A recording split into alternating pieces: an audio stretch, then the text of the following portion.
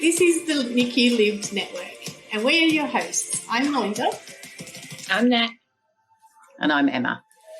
We are all NICU mothers using our lived experience to partner with health professionals to impact research, advocacy, and clinical practice. Each week we will bring you something new. It could be a topic highlight, the latest in research, a visit to a NICU, or ways in which you can use your lived experience within the NICU to impact change. We hope you enjoy this episode. Hi everyone, it's Nat and Mel here. Something a little bit different. We're actually in the same room together, or in the same space together, I should say. So for many of you who don't know, I'm actually based in Darwin, and Mel is actually based in Sydney. But by some miracle, we're in the same place together at actual Royal Darwin Hospital. So Mel, can you explain to us why you're here?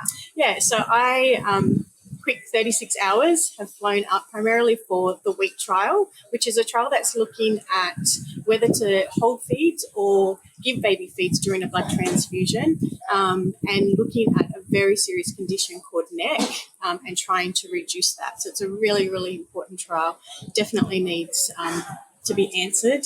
So we're here. I'm here with one of the lead researchers, Dr. Key Louie, to discuss the trial with the NICU, which is absolutely fantastic, and take the opportunity to talk about other topics and really meet the staff of the NICU and have a tour and all of those little things, which has been absolutely fantastic. So as Nat mentioned, this is her hometown, and I was going to ask you, what's really significant about this hospital for you? I think I keep forgetting, I assume that everybody knows, but my kids were actually born here, my twins in 2014 in the NICU, because of course they were born premature, as many twins are, and we spent a very long time here, I think just over 100 days in the NICU within paediatrics. The care we got was amazing, and my kids are now, 9 and wild and happy and healthy. So I was very grateful for that experience, but at the same time, I was always thinking, what can I do from this experience to kind of help other families? Just help other people, and, potentially lead to, whether it be a better experience for families or a way to kind of help influence changes in, the day-to-day of the NICU clinical practice. Again, just result in a better experience and outcome for families. So what does that look like? Like you just said, your babies, they're 9. Absolutely beautiful. Absolutely, they're forever be babies. So for the past 9 years, what does that look like to be a parent voice and to be a parent support to other families? Yeah, that's a good question. I think it's definitely kind of evolved in the last 9 years. Initially, it was just it was through Miracle Babies actually, because Miracle Babies run a peer-to-peer support program here in Darwin. So they do nationally, but they also run it here, where like a Miracle Babies staff member would come and visit families, just visit them in the NICU and just say hello, how you going? I'm a parent. So I did that for 9 years, and that was really wonderful, just to be able to come back to the NICU and just meet other families and just say hello, this is who I am, we'll just sit and listen, we'll just be there for other families, because it's never an easy experience. No. It's so important to be able to speak to someone who's been there. Yeah, exactly. Yeah. And then that kind of evolved. I think largely credit to you. I saw the work that you were doing, and thought, we could do more. Mm-hmm. So it became more into that kind of research, consumer advocacy space, so like looking at documents for them and reviewing, not for them specifically, but just generally in that health space. Like, we need consumer input. Okay, I can help with a guideline or this policy, but, make it a little bit more friendly towards consumers. Got involved in some committees, consumer committees here at Darwin, the Health Advisory Committee, and then became more involved in the neonatal consumer space, and where we have pretty much continued to work together for at least 6 or 7 years, which has been great. And in that time, I think you've been kind of paving the way for what's possible with consumer advocacy in the neonatal space. So, and learning from you, and kind of, it's interesting now that we've started to become involved in clinical trials and had the privilege of being able to attend these meetings that, you guys had yesterday. It was awesome to kind of sit and listen to you and Key talk to the staff about the, potential benefits of it, and that's where I'm at now. And how much time does it take do you think, like for other people that want to become consumer reps or to look at how they can use their parent experience or their journey? I think, it's a good question. I think it can take as long or as little as you like, really. I think people can be involved in different ways. And we've talked about this. It can be something that you do like every couple of months or weeks. Just like, hey, if you need input into this, just contact me. Or you can really kind of really go in deep and just like, spend, parts of your week or hours maybe doing it. So I think there's real flexibility there. I think for consumers it's just about being very clear about how much time they want to commit or can commit and how they want to engage. Like increasingly I'm finding I'm doing more online engagement in the consumer space just because it's just logistically tricky to be everywhere with all these type of commitments.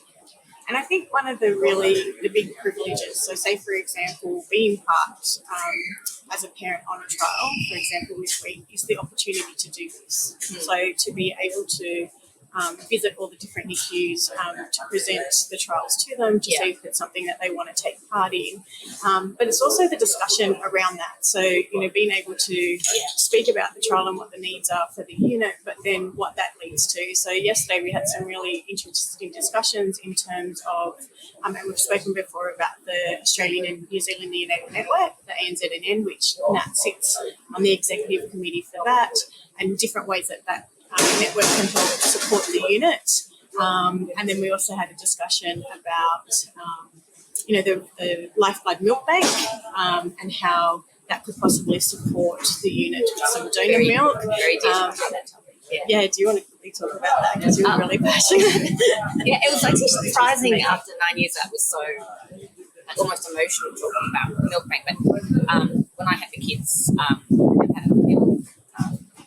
Whatever I did, just didn't have enough, produced enough breast milk. So the kids very early on had formula, but as everyone knows, which is great, but at the same time, it would have been, I remember thinking the whole time, it would have been better, like if I could have had donor milk, I would have done anything to have access to donor milk. So the fact that, it's clear from talking to the staff yesterday and, for the years prior is that they're really, they know the importance of it and they're really keen to kind of try and get it happening here because there are, is it other states and territories have it now? Yeah, so Lifeblood supply donor milk to New South Wales and to South Australian hospitals. Yeah. And then there are other hospitals around the country that have their own access to donor milk, which is absolutely amazing. Through Red Cross? No, they might have internal in-house. So for example, in Perth, there's internal blood banks, milk banks. And so it's, a really important topic. And one of the great things being a parent is I sit on the advisory committee for Lifeblood for their milk bank.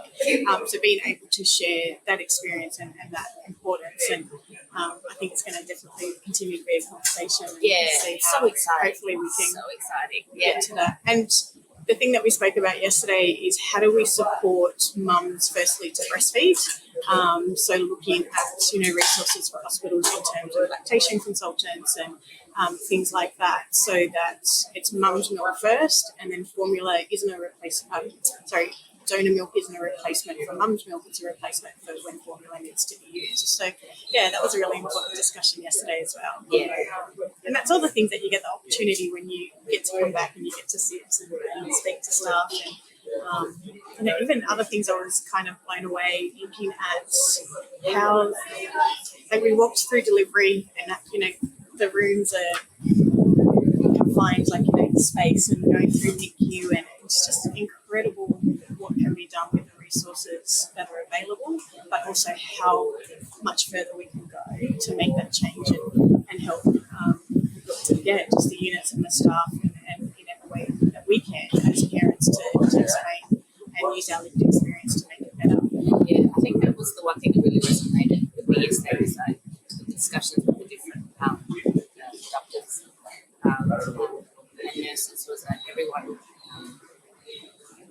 really keen to kind of get consumers, consumers that spend time here RDH is NICU involved. Like, they want to hear back from them. They want consumers involved in hearing about the experience and being able to kind of use that to kind of make positive changes. And I was like, oh, this is wonderful to hear. Like, and so I think that's really exciting. All credit to the staff at RDH. They're really kind of like, we see this, we need this, and we want to try and do what we can to help support it. And we'd like that feedback too. I mean, if anybody's watching and they are, a parent that's gone through the NICU, or you yourself, like, we're having conversations now with adult premies, which is absolutely amazing that they understand, their journey and what they've gone through in the NICU and what that's meant for their lives, but then also want to be able to support the journey for future babies.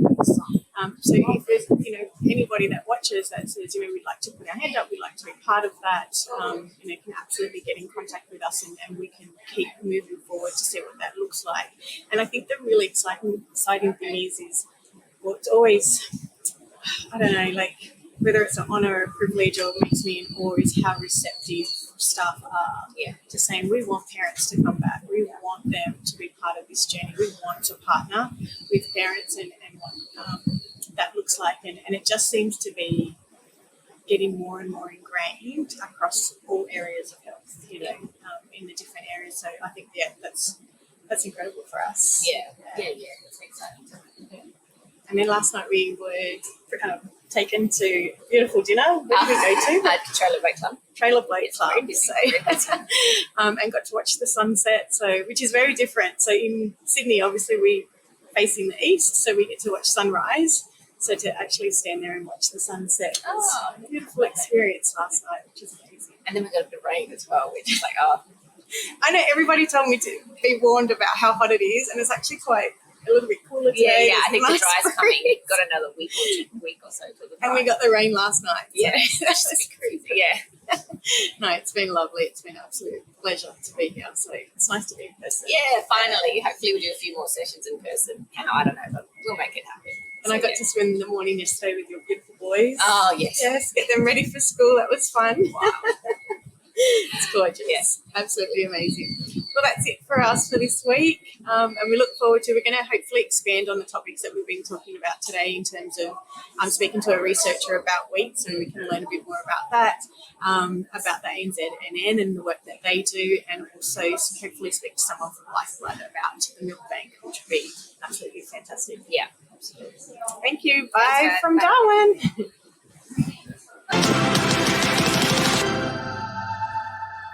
That's a wrap on another episode of the NICU Live Network.